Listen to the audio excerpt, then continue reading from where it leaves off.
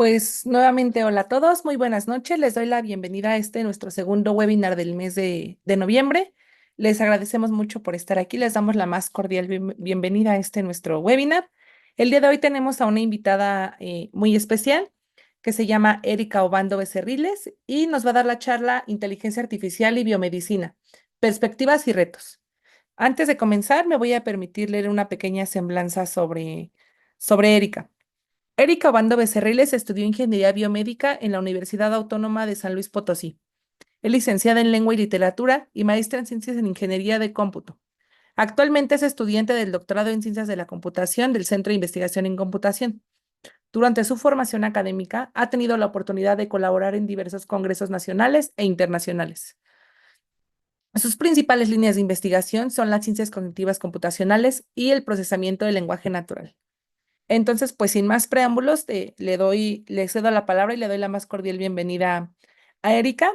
Recuerden que para obtener la constancia de este webinar, al finalizar aproximadamente, al finalizar la charla o al finalizar el webinar, les mandaremos por mensaje, bueno, por aquí por el Zoom, una liga hacia un Google Forms para que ustedes puedan llenar la información y puedan obtener la constancia. Entonces, Erika, te cedo la palabra y muchísimas gracias por estar aquí.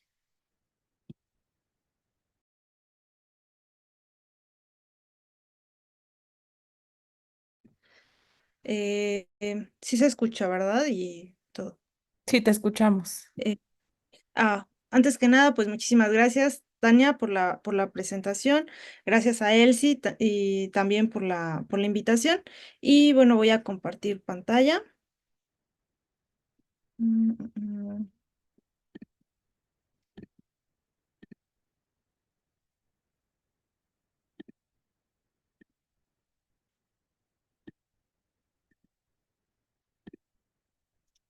Ya se ve, ¿verdad?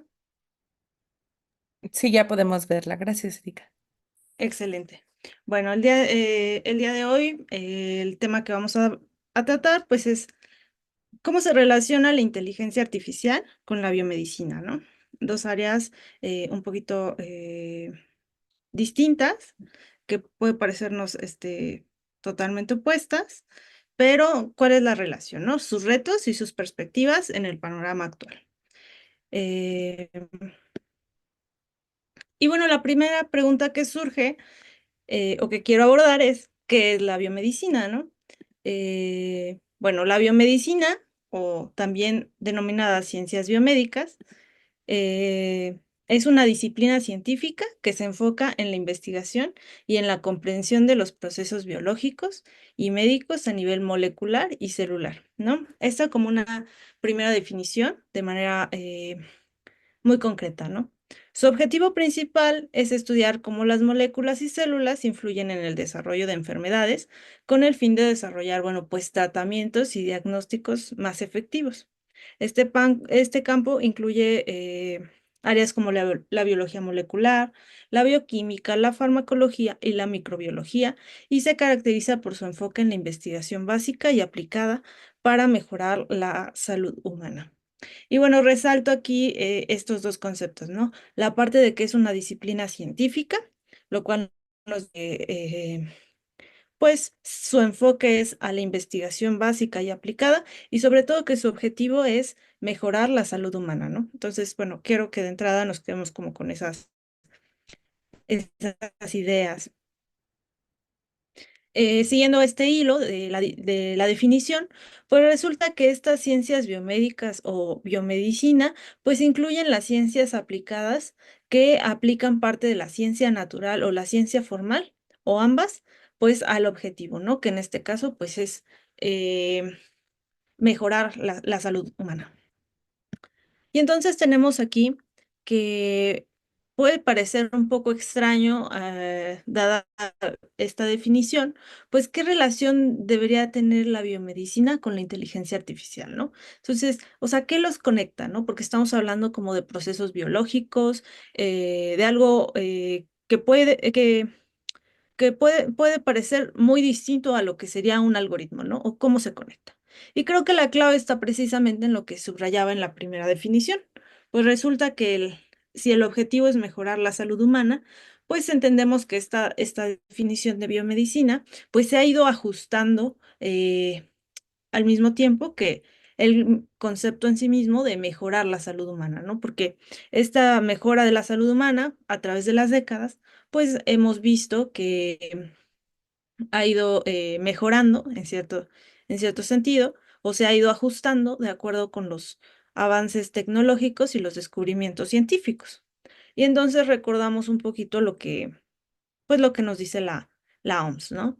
La definición formal de lo que es salud humana, que es bueno, que es la salud es un estado de completo bienestar físico, mental y social, y no solamente es la ausencia de afecciones o enfermedades, ¿no? Entonces eh, esta es la definición formal y nos permite entender un poquito la evolución de este concepto de biomedicina o, o ciencias biomédicas, donde pues se considera que a partir de lo que hablábamos acá, que eran las ciencias biomédicas, incluyen las ciencias aplicadas, que aplican partes de la ciencia natural o la ciencia formal o ambas, pues que todos ellos se aplican al conocimiento, la tecnología o las intervenciones que se utilizan en la atención médica y o la salud pública. Y estas disciplinas y las disciplinas que se incluyen en las ciencias biomédicas pueden ser desde la microbiología médica, la epidemiología clínica, la virología clínica, la ingeniería biomédica, la epidemiología genética, ¿no? Entonces, ya vemos un concepto que se ha ido enriqueciendo a través de las décadas, a través de la misma exigencia del concepto de mejorar la salud, ¿no? Y pues empezamos a ver ya diferentes perspectivas dentro de las ciencias biomédicas. En este contexto, pues vemos que existen alrededor de 45 especialidades diferentes dentro de las ciencias biomédicas y que se agrupan en tres principales grupos. Tenemos en este esquema, pues en primer lugar podemos tener las especializaciones en torno a las ciencias fisiológicas, ¿no? Las especializaciones de física y bioingeniería o, por ejemplo, las ciencias de la vida. Y en un principio es claro que si bien las ciencias biomédicas estaban muchísimo más enfocadas únicamente a las ciencias de la vida o la biología, pues han ido abriéndose campo, ¿no? Al grado de, pues, incluir ya alrededor de 45 especialidades distintas. Ahora, ya revisamos, bueno, lo que es la biomedicina y en contraste, pues que nada más como para contextualizar, pues la IA es un campo de la informática que se enfoca en crear sistemas que puedan crear tareas que normalmente se consideran parte de la inteligencia humana, ¿no? Como el aprendizaje, el razonamiento, la percepción, por mencionar algunas. Y la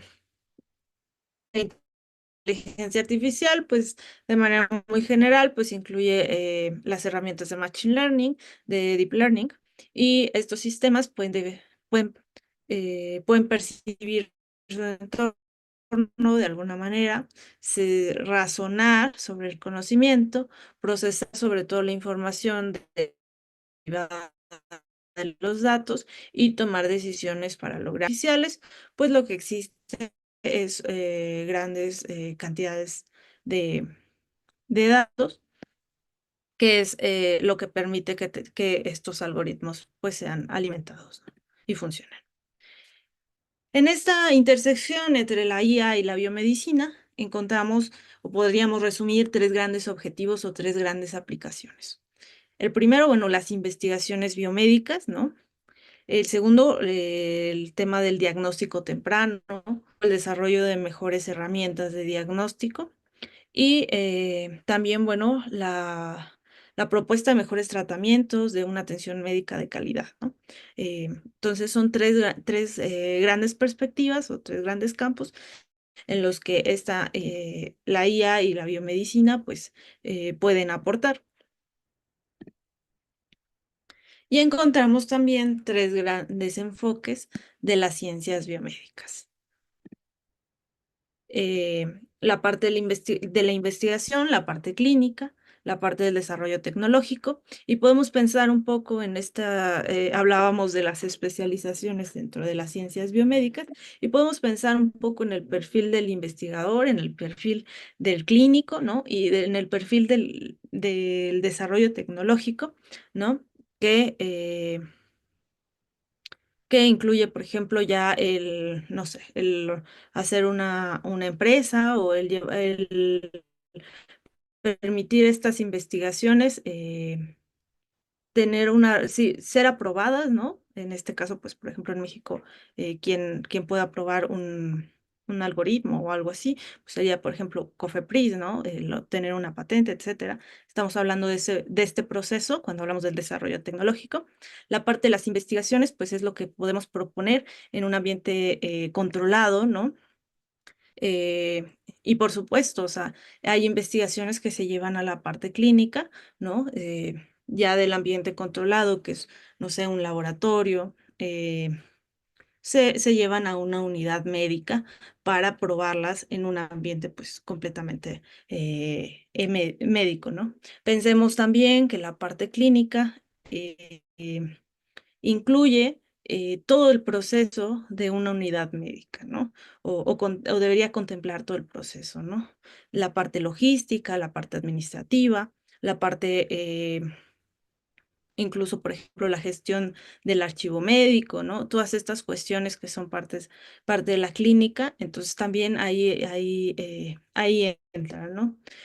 Y por supuesto, no podemos ignorar que estas tres grandes áreas o estos tres perfiles se colaboran entre sí, ¿no? Porque evidentemente no hay una investigación, el perfil del investigador se complementa o tiene que trabajar en conjunto con la parte clínica en algún punto y también la parte del desarrollo tecnológico, pues tiene que contemplar la parte de la investigación y la parte clínica para poder ser, ¿no? Entonces, bueno, tenemos como todo este contexto. Y bueno, tratando de aterrizar un poquito ya, bueno, ¿en qué sirve, no? Cómo vemos nosotros la inteligencia artificial, por ejemplo, desde la perspectiva de la investigación enfocado ya a investigaciones biomédicas?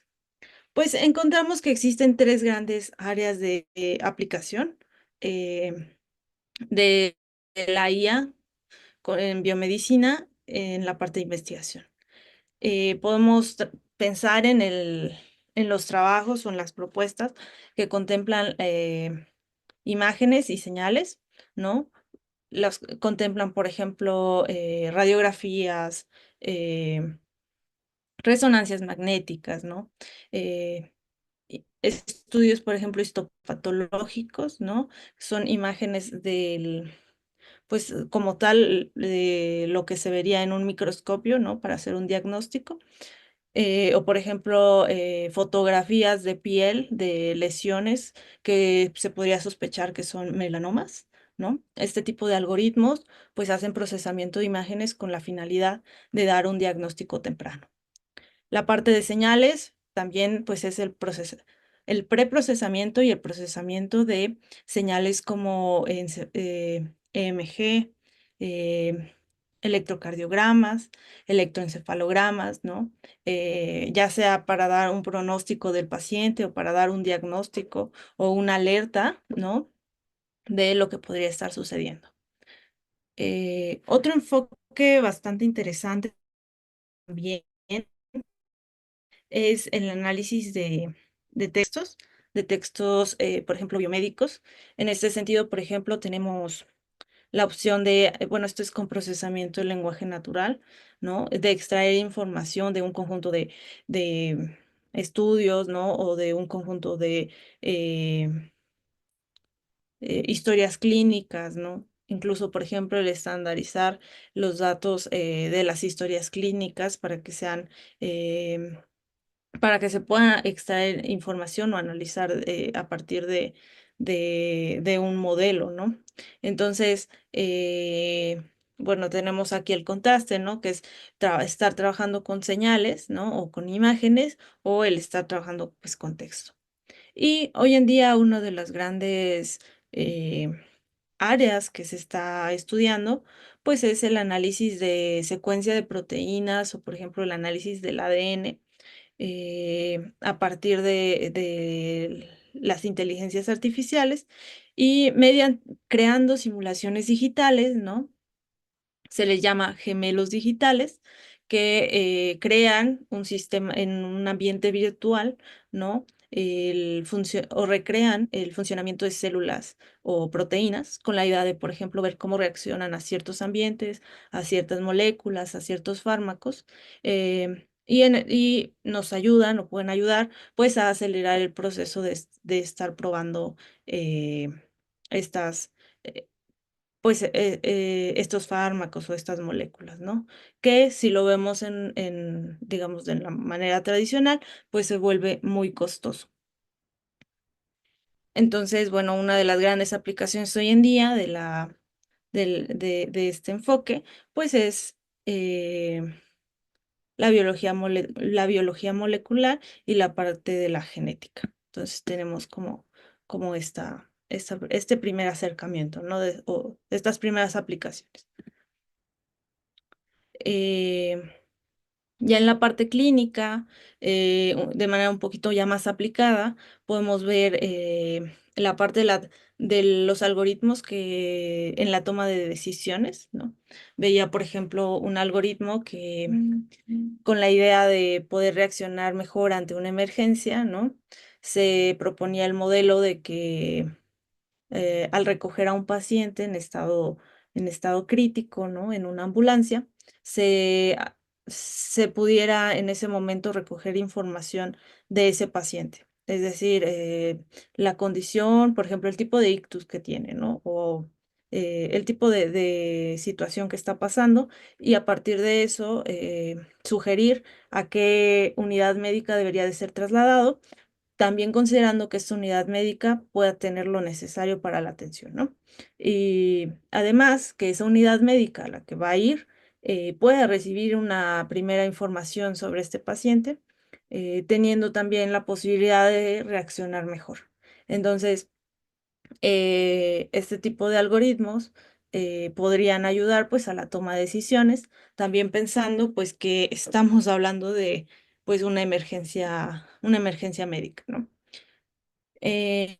Otro punto relevante acá es la parte de los datos, ¿no? El análisis de datos, pero también la gestión de estos datos, donde incluye pues desde cómo se recopila esta información, ¿no? ¿Dónde la guardo? ¿Cómo la voy a guardar? ¿En qué formato?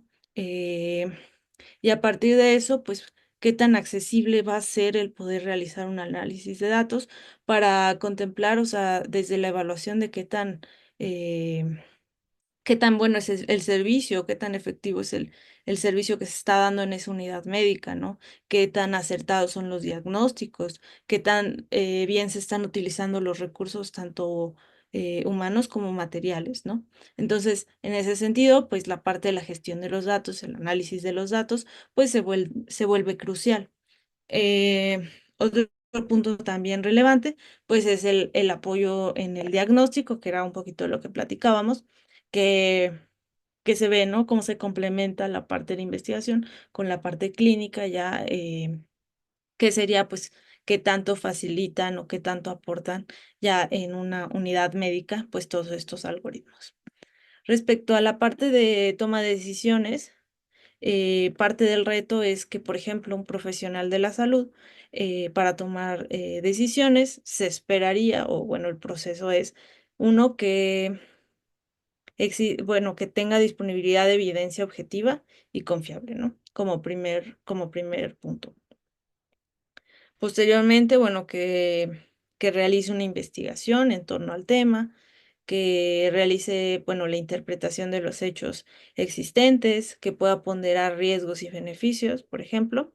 Eh, y, y si pensamos un poquito, pues este proceso, dejarlo a una IA en una emergencia, pues puede sonar de manera inmediata, pues muy extraño, ¿no? Así como de pues es una vida, ¿no? La que va ahí en la ambulancia o en procesos, por ejemplo, de diagnóstico, ¿no? También.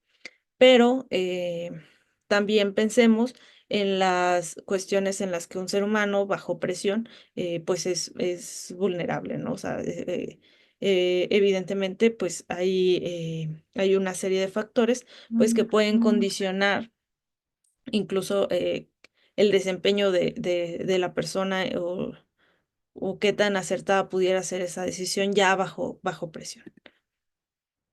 Y finalmente, bueno, tenemos algunos ejemplos de cómo pueden trabajar, bueno, de tres aplicaciones, ¿no? Ya del desarrollo tecnológico, de cómo se puede aplicar en la biomedicina. Y tenemos, por ejemplo, la parte de la educación para el personal sanitario, ¿no?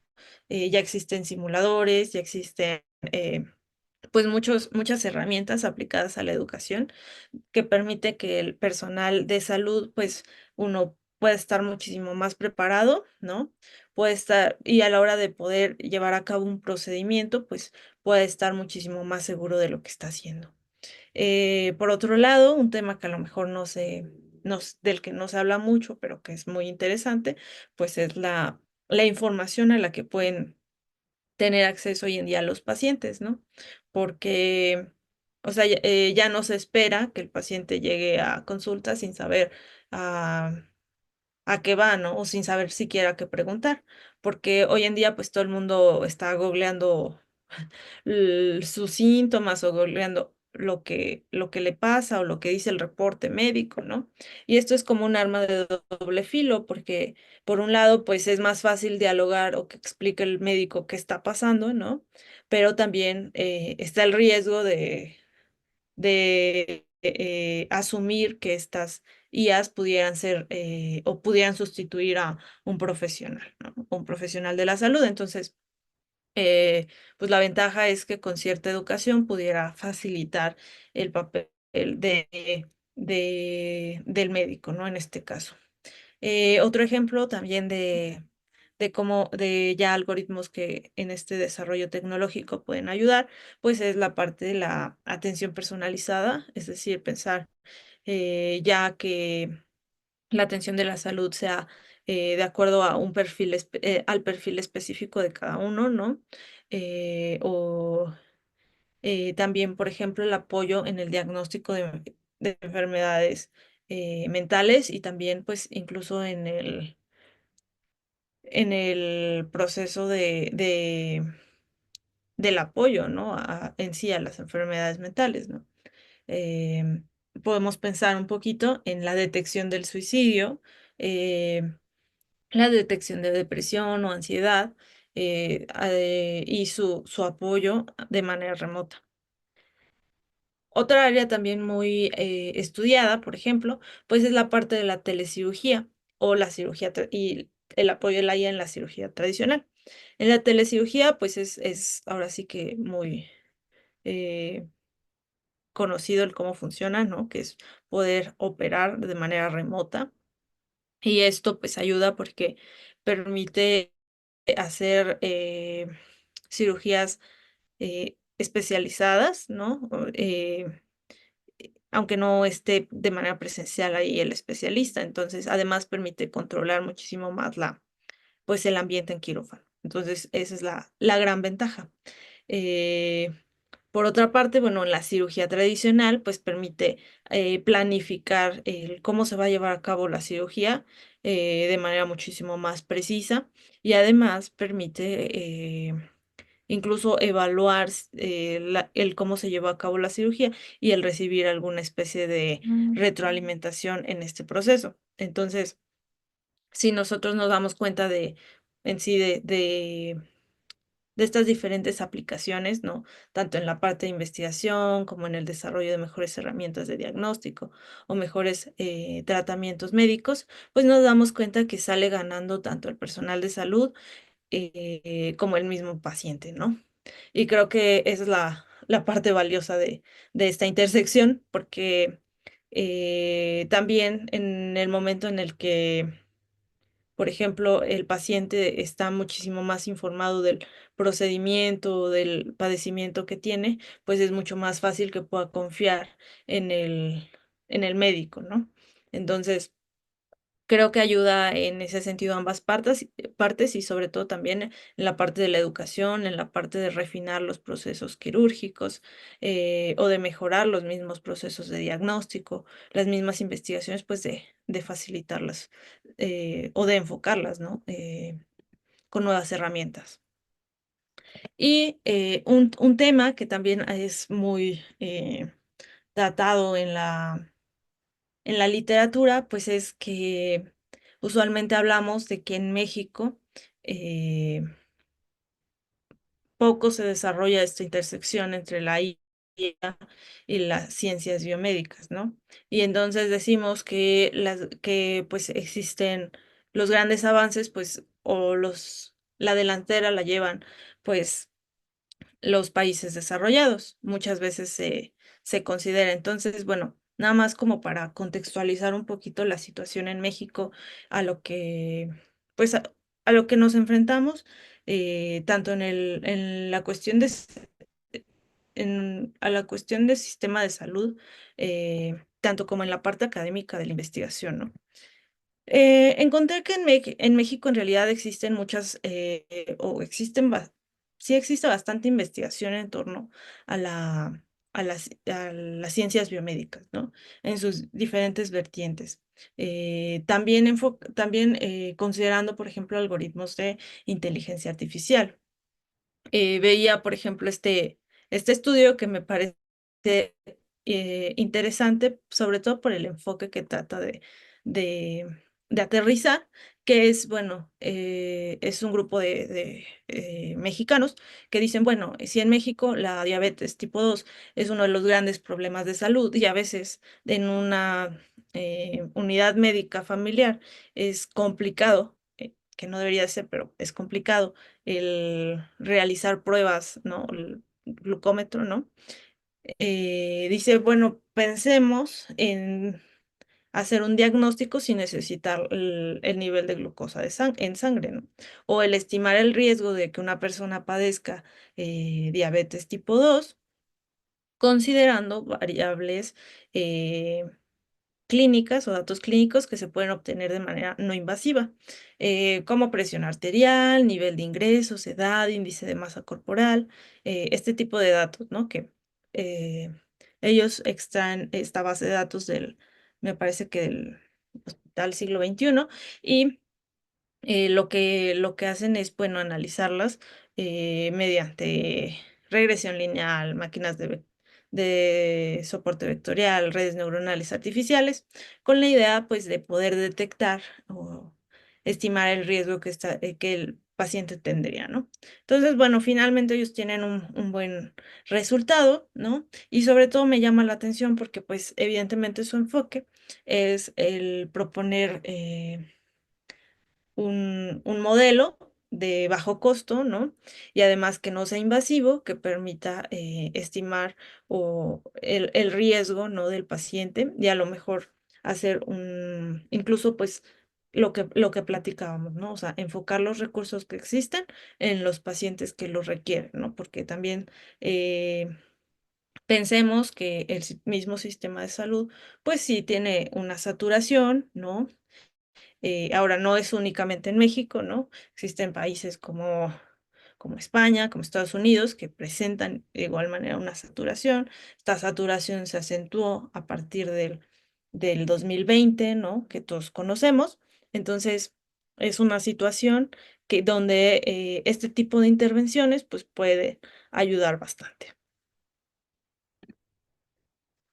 Otro ejemplo que ya se implementa en pues, muchos laboratorios en México, por ejemplo, pues es este modelo, ¿no? De lo que sería el análisis de una histopatología de manera tradicional contra lo que sería el análisis de una histopatología digital. Entonces tenemos ahí el diagramita. Una histopatología tradicional, pues llega la muestra, ¿no? Eh, Se pone en el portaobjetos de manera física, se analiza en el microscopio, en ese momento pues se da una lectura a esa muestra y pues se lleva ese portaobjetos a un almacenamiento físico y se resguarda, ¿no? Se debe de resguardar por norma 10 años o más y listo. Ahora, tenemos la parte digital, que entonces tenemos el mismo portaobjetos de manera física, preparado, la muestra teñida, eh, pero se escanea esa imagen. También hay ahora sí que una lectura ahí en el microscopio, ¿no? Por un especialista, pero esta muestra se analiza usando un algoritmo en una computadora. Y finalmente, bueno, se obtiene un resultado y además, pues ya no es necesario almacenar ese portaobjetos físico durante 10 años o más, sino que se hace un respaldo, ¿no? Generalmente, pues este respaldo tiene que estar también en la nube y listo, ¿no? O sea, tenemos la información de manera digital. Eh, Esto representó pues un ahorro, ¿no? En espacio y también en recursos materiales. Entonces, bueno, este pequeño modelo pues ya nos da una idea de algo que ya se implementa en México y que facilita muchísimo el proceso, ¿no? Y bueno, encontramos cuatro puntos fundamentales que, que son pues un tema relevante dentro de la salud en esta intersección de la IA y la biomédica. Podemos ver, bueno, el aumento de la sensibilidad diagnóstica. eh, Tuve, por ejemplo, la oportunidad de platicar en este contexto de lo que sería el diagnóstico, el proceso de diagnóstico, ¿no? Con algunas chicas de por ejemplo, una comunidad, ¿no? Y hablaban del proceso de diagnóstico en comunidades en México, ¿no? Comunidades relativamente cercanas a centros urbanos donde para que llegue el diagnóstico estamos hablando de al menos 3 meses, ¿no? Entonces, en esos 3 meses, pues ya pudieron pasar muchísimas cosas, considerando que son estudios, digamos, de rutina. Entonces, este tipo de algoritmos pueden facilitarle al especialista o liberarle un poquito la carga de trabajo, ¿no? También, por ejemplo, pues el hablar de una gestión hospitalaria mucho más eficiente. ¿Por qué? Porque analizar estas grandes cantidades de datos, pues puede ayudar a identificar deficiencias que a lo mejor nosotros, ahora sí que por el mismo proceso natural del cómo leemos los datos, ni siquiera nos vamos a dar cuenta o nos vamos a tardar muchísimo más tiempo en darnos cuenta de esas deficiencias dentro del mismo sistema de salud, ¿no? O dentro de la misma clínica o las posibilidades de ahorro en general. Entonces, por eso también es bueno todos estos algoritmos en la gestión hospitalaria para volverlo mucho más eficiente.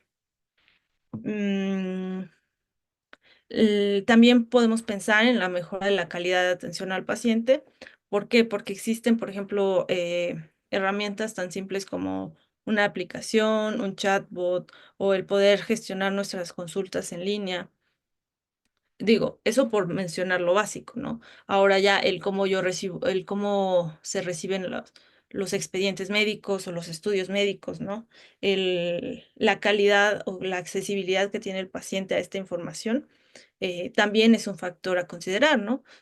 Ya, digamos, todo el apoyo o soporte que puedan dar estos algoritmos al proceso eh, desde el ingreso del paciente, su diagnóstico, su tratamiento hasta que sale del hospital, pues también hay todo un campo de aplicaciones, ¿no? Y también, por ejemplo, pues lo que platicábamos, que es relevante, que es la parte de la gestión de los expedientes clínicos, que va desde cómo se almacena esta información, cómo se recibe, quién la gestiona, qué características debe de tener. Entonces, bueno, creo que nada más como para poner en contexto a México, ¿no? Sí, por supuesto que existen cosas que en los países desarrollados a lo mejor se están implementando y aquí apenas las estamos platicando, pero también hay cosas bastante interesantes que ya están aplicadas. Y bueno, sobre los retos de la inteligencia artificial con la biomedicina, ¿no? Bueno, pues sabemos que la IA pues trae grandes beneficios para el ámbito de la salud. Sin embargo, pues como todo, pues tiene pues grandes retos por delante, ¿no? Uno de los grandes obstáculos, creo yo, en México es que muchas de las investigaciones que se llevan a cabo, por ejemplo, o se publican incluso a nivel laboratorio, incluso a nivel investigación clínica, pues muchas veces no se logran trasladar ya a un impacto muchísimo más grande, ¿no? O sea, pensemos a un sistema que pudiera replicarse o venderse, ¿no? O, o, este, o a un prototipo que pudiera llegar ya a la parte comercial. eh, entonces, creo que ese es uno de los grandes retos en México. ¿Por qué? Porque la parte de la regulación y el control sanitario, pues es todavía todo un tema, ¿no? Entonces, eh, eh, es ahí un punto o uno de los grandes retos.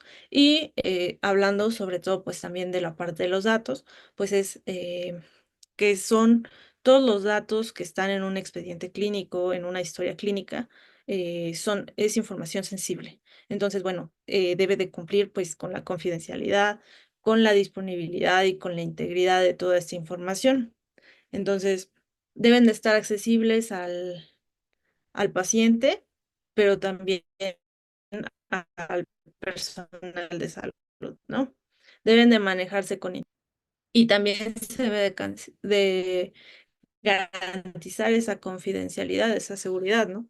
Entonces, pues su gestión no es para nada sencilla.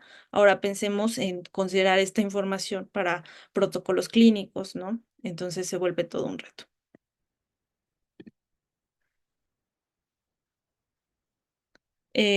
Hablando de estos procesos referentes a los datos, pues encontramos, bueno, que la disponibilidad de la información, pues es un reto, ¿no? Incluso el estandarizar estos, por ejemplo, los expedientes clínicos, ¿no? Para que pudieran estar accesibles a nivel ya sistema, ¿no? O a niveles de gran sistema, pues también es un tema ahí a considerar. Tenemos también, bueno, la gestión del almacenamiento de la información, cómo se va a respaldar, eh, y pues la gestión del ciclo de vida de los datos que platicaba un poquito, que se debe de llevar a cabo con integridad, pues desde que se recolectan, ¿no? Incluso cuándo se van a eliminar, ¿no? Cuándo se van a destruir y bajo qué proceso se va a garantizar esa destrucción. Entonces, bueno, un poquito este es el tema. Eh, bueno, ¿qué retos? ¿Qué otros retos encontramos? La parte de las regulaciones de la IA, realmente, pues, la Unión Europea, ahorita podríamos decir que es el referente, ¿no? Entonces, los requisitos que podríamos considerar, considerando la Unión Europea, pues serían los siguientes, ¿no? Que estas IAs en el uso, bueno, aplicadas a la biomedicina, pues cuenten con la intervención y supervisión humana en su aplicación y uso. Es decir, pues no vamos a dejar ahí a la IA eh, eh, pues sin alguna clase de supervisión humana, ¿no? Sin estar revisando qué está haciendo esta IA. También, bueno, se debe de garantizar la solidez, la seguridad técnica, la protección de la privacidad, la gestión de los datos, es un punto muy importante, la transparencia de esta información, la diversidad, la no discriminación y la parte medioambiental, ¿no? El bienestar social y en general, pues la rendición de cuentas de todos estos sistemas.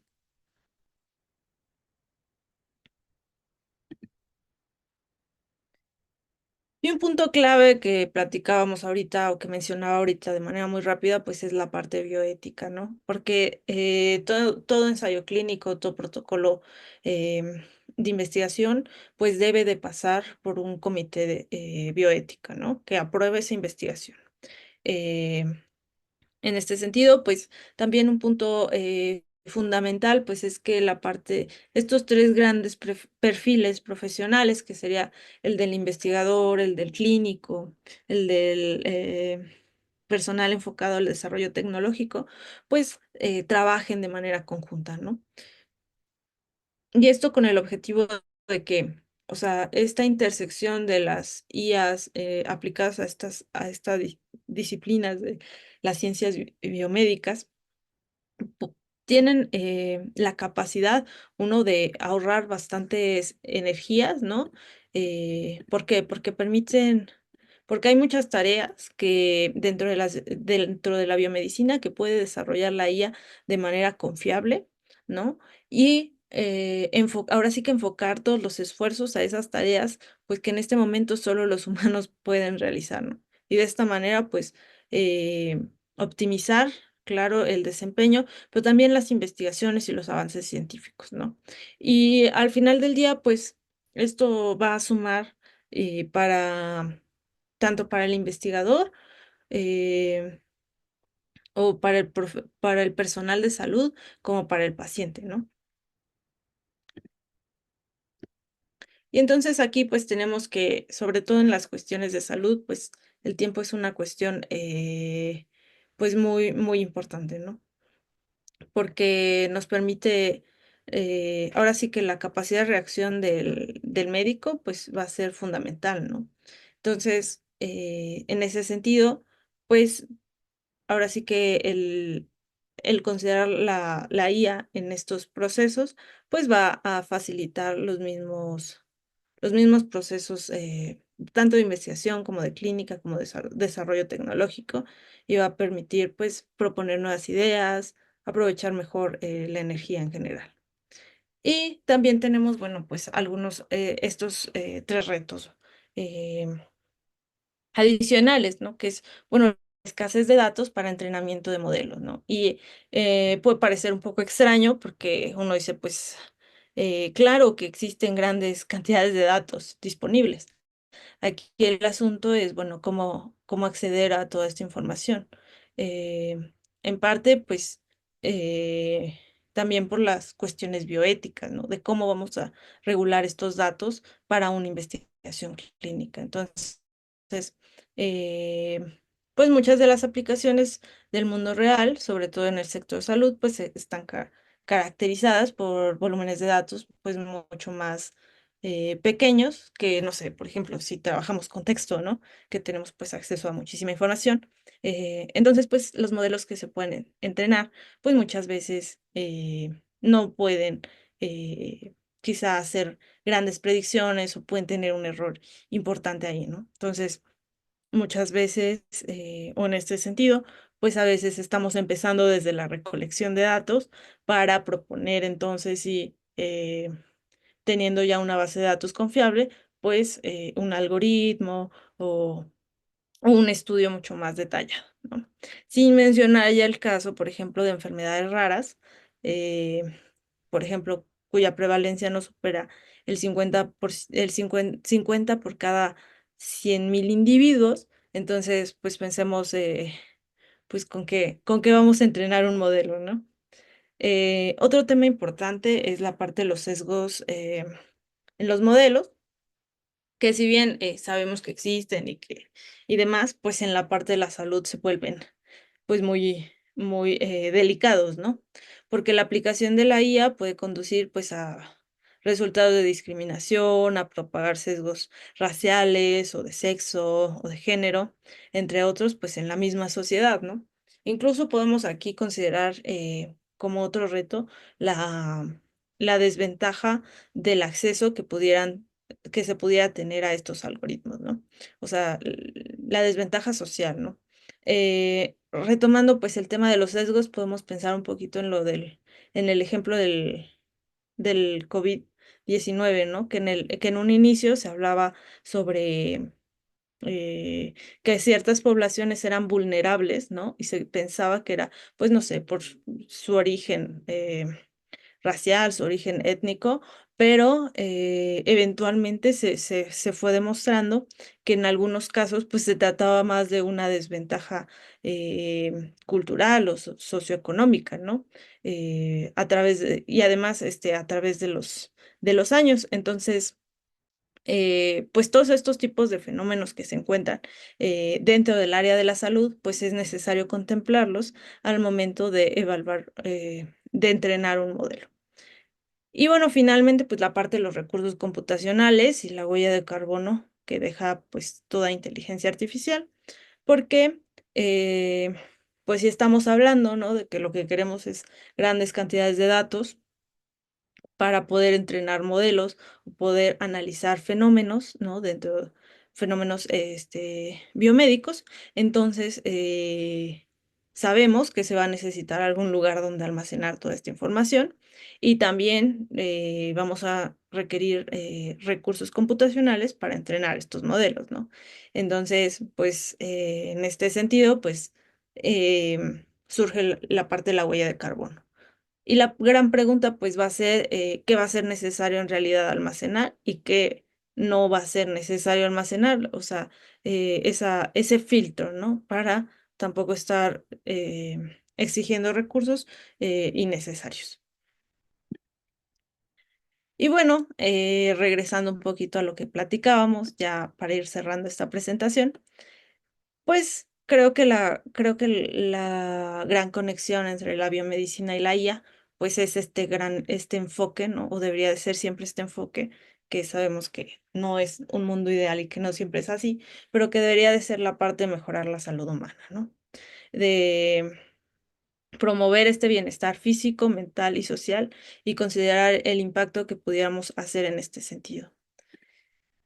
Y nada más a manera de cierre, pues el potencial de la inteligencia artificial en la biomedicina, pues es muy claro, tan claro también como los riesgos que hemos abordado en esta, en esta presentación. Es un área pues que precisa datos humanos y que mediante la aplicación del método científico, pues genera conocimiento o ayuda a analizar aún pues evidencia acumulada las posibles aplicaciones en genómica, en técnicas de imagen, en robótica y en todas las disciplinas de las que hemos aquí hablado un poquito, pues son muchas y favorecen aspectos como la prevención, el diagnóstico, el tratamiento, el manejo de muchas patologías y también pensemos un poco, incluso favorece el, el optimizar los recursos que existen, ¿no? En este sentido, el cuidado de los pacientes, la gestión de la salud y es probablemente pues uno de los ámbitos de mayor interés hoy en día pues por la gran expectativa que tenemos. Los principales retos para una adecuada aplicación de la inteligencia artificial en la biomedicina pues incluyen lo que platicábamos, sobre todo cuestiones éticas, ¿no? De la igualdad, la privacidad, la responsabilidad, la seguridad o la sostenibilidad con la que podemos trabajar en esta área. Eh, y es fundamental pues resaltar que así como la inteligencia artificial está cambiando, pues la misma salud o la misma biomedicina también lo está haciendo como nosotros, ¿no? Entonces, pues estos modelos de tratamiento, de investigación, pues se irán adaptando y actualizándose poco a poco, ¿no? Entonces, eh, pues creo que de mi parte sería todo.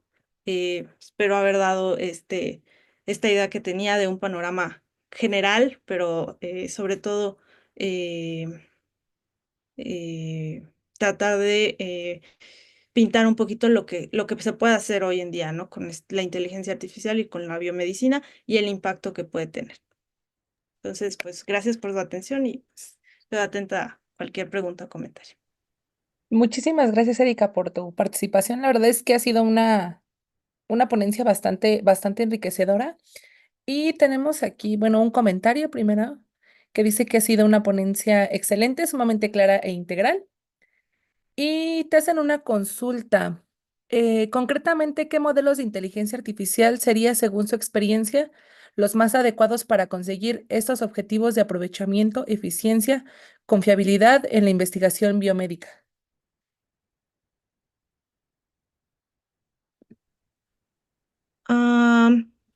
Bueno, creo que ahí va mucho enfocado pues a qué tarea de todas las que hemos mencionado un poquito sería aquí la parte de pues que se querría trabajar, ¿no? Eh, entonces, por ejemplo, ¿no? Muchos de los modelos, por ejemplo, histopatológicos, pues podrían trabajar con redes convolucionales, ¿no? Pero si estamos hablando de datos, por ejemplo, eh, el ejemplo que poníamos de la diabetes, ¿no? Generalmente pues se usan regresiones lineales o algún modelo de Machine Learning que pudiera funcionar como predictor.